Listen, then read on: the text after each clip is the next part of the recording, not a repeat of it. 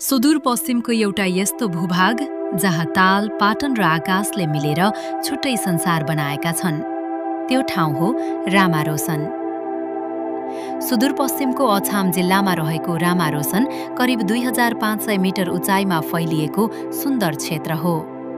यो ठाउँलाई धेरैले 12 बण्ड र 18 खण्ड अर्थात् 12 ताल र 18 पाटनको भूमि भनेर चिन्ने गर्छन्।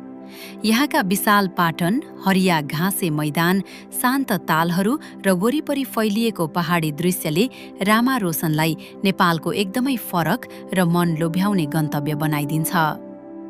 यस क्षेत्रको सबैभन्दा ठूलो ताल जिङ्ले ताल र सबैभन्दा ठूलो पाटन किनिमिनी पाटन मानिन्छ। रामारोसन केवल दृश्यको ठाउँ मात्र होइन, यो वन्यजीवनका हिसाबले पनि विशेष छ।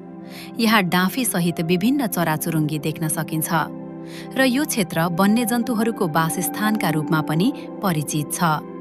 यहाँ मृग, जङ्गली बँदेल, ब्वाँसो र कहिलेकाहीँ बाघ समेत देखिन सक्ने बताइन्छ।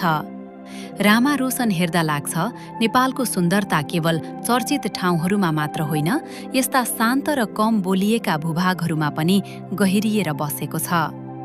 यस्तै नेपालका सुन्दर कथाहरूका लागि पृथ्वी स्टोरिज सँगै रहनुहोस् र सब्स्क्राइब र फलो गर्न नभुल्नुहोला।